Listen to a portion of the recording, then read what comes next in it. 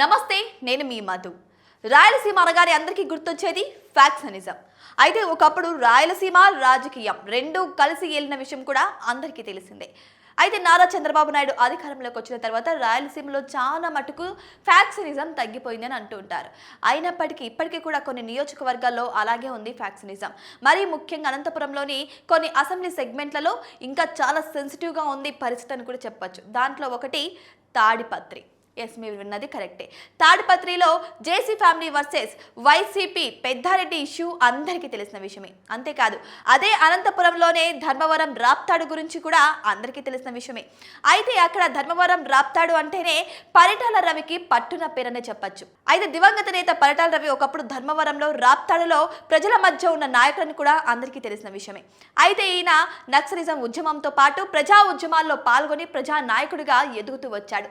ఇదే తరుణం అప్పటి టీడీపీ అధినేత అయినటువంటి ఎన్టీ రామారావు ఆయనకు పిలుపునిచ్చారు. ఆ కారణంగా ఆయన టీడీపీలోకి చేరిపోయాడు పరిటాల రవీంద్ర.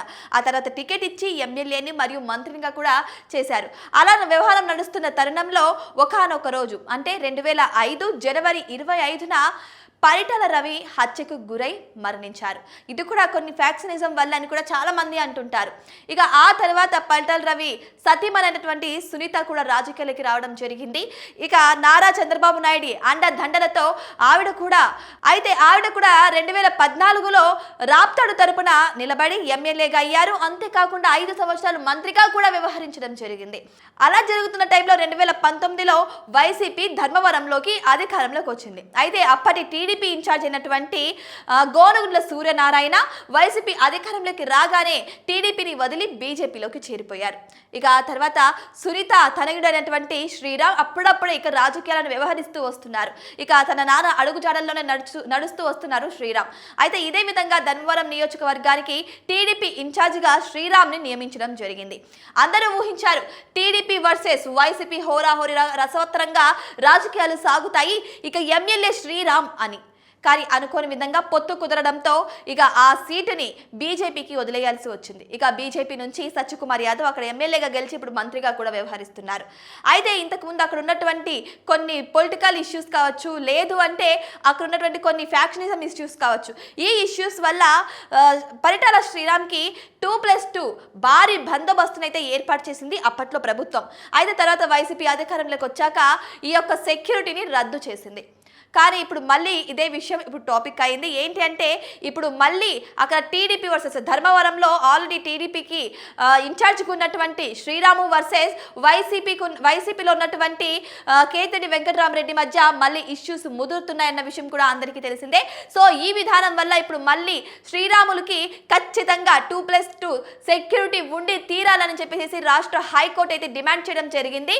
మరి రాష్ట్ర హైకోర్టు ఆదేశాల మేరకు కూటమి ప్రభుత్వం కూడా అక్కడ శ్రీరాములకి భారీ బందోబస్తు అయితే ఏర్పాటు చేయడం జరిగింది.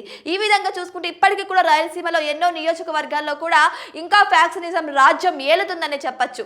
రాజకీయం ప్లస్ ఫ్యాక్షనిజం ఇంకా రెండు ఒకటే లెవెల్లో ఉందనే చెప్పచ్చు. సో ఈ విధంగా చూసుకుంటే కొన్ని ఫ్యామిలీలు ఫ్యాక్షనిజం అంతరించడానికి పోరాటం చేసినప్పటికీ మరికొన్ని ఫ్యామిలీలు అయితే ఫ్యాక్షనిజాన్ని ఇంకా రివర్స్ గేర్ వేయడానికి ట్రై చేస్తూనే ఉన్నారు.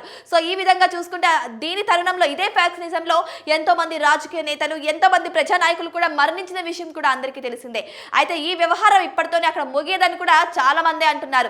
రాయలసీమలో ఈ ఫ్యాక్షనిజం వ్యవహారం ముగియాలంటే ఖచ్చితంగా వారసులు కాకుండా చదువుకున్న వారు ఆ ఫ్యాక్షనిజాన్ని అంతం చేయగలిగిన వారు మాత్రమే రాజకీయాలకి రావాలని కూడా చాలా మంది అంటున్నారు. ప్రజలు కూడా అదే కోరుకుంటున్నారు. ఏదేమైనా సరే ఇప్పుడు అక్కడ రాజకీయ నాయకులు వాళ్ళ ప్రాణాలను కాపాడుకోవడం కూడా అరచేతిలో ప్రాణాలు పెట్టుకొని తిరిగే పరిస్థితి అయితే ఏర్పడింది. మరి ఈ భారీ బందోబస్తును అయితే హైకోర్టు డిమాండ్ కారణంగా ఇక ప్రభుత్వం అయితే ఏర్పాటు చేయడం అయితే జరిగింది. సో మరి రసవత్తరంగా రాబోయే రోజుల్లో ఇంకా రసవత్తరంగా వైసీపీ వర్సెస్ టీడీపీ మారబోయే అవకాశాలు కూడా ఉన్నట్టు తెలుస్తుంది. మరి నిజంగానే రాయలసీమలో ఇంకా ఫ్యాక్షనిజం ఉందా? మీరేమనుకుంటారు? కామెంట్ బాక్స్లో కామెంట్ చేయండి.